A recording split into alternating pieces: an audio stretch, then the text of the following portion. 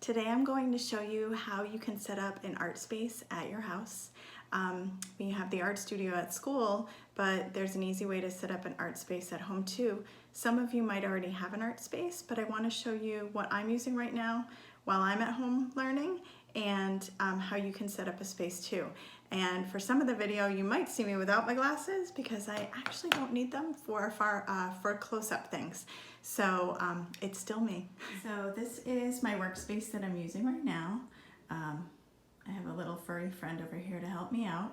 And right now I've taken over our dining room table. And if you have a space like this that you can use, you might want to put some of your things in boxes. So you can see over here, I have a bunch of materials that I have saved from recycling that I could use. If you remember our sculpture center in the art room, these are some of the things you might find in the sculpture center, but I've put some of my things in boxes. Over here, I have another box full of art supplies. I don't expect that you would have as many things as me. I have a lot of art supplies, but I'm an art teacher, so that's okay. If you have a lot of things, it's great. But even if you don't have any art supplies, I'm going to show you how you can do art with things that you can find around your house. The first thing that I recommend for your workspace is something to protect the surface that you're working on. So I have a flannel backed, just vinyl tablecloth that I bought a while back, and I use it when I'm doing art projects. And it's a surface that I can wipe down if it gets messy. But if you don't have something like that, we've also used at my house just a trash bag that you open up and lay flat. And the nice thing is, if it gets really messy, you can just wipe it down with a damp cloth or a damp paper towel, or you can let it dry.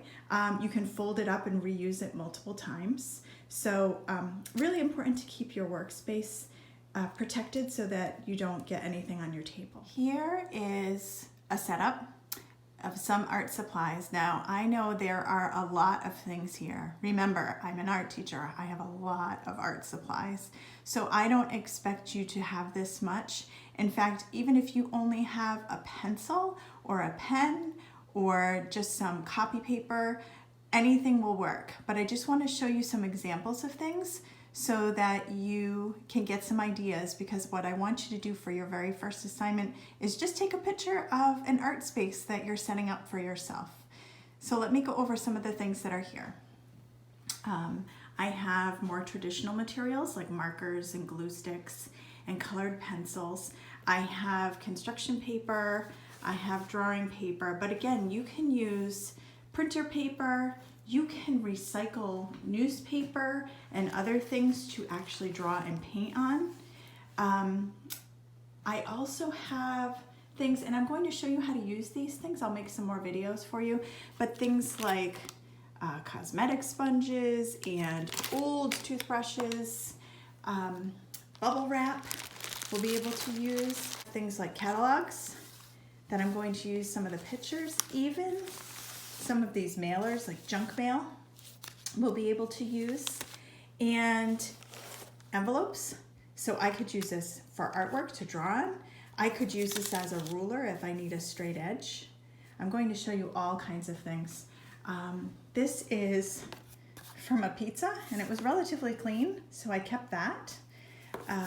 Toilet paper tubes, paper towel tubes. I'm sure we have a lot of these right now.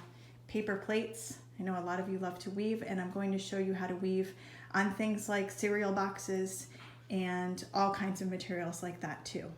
So what I would love to see is what you guys have available for yourselves. So the reason that I mention keeping my things in boxes is because if you are using a space where you can't keep your stuff out all day long, you can pack it back up in a box when you're done, and then you can move the box from the space so that you can use the table for whatever else you need that day. If that's something you need to do, then less is more. Less materials, less to clean up, and we're going to keep things really simple. I know some of you have already started projects in class that you're really interested in. It might be things that you can continue to do at home, and I hope so. But for those of you that maybe started something and you can't finish it, I'm going to show you some ideas of what you can work on at home. I would love for you to send me a picture through either Seesaw or Google Classroom, depending what grade you are, to show me your art setup. Remember, even if you only have one material, that is totally fine. I don't want anybody to worry.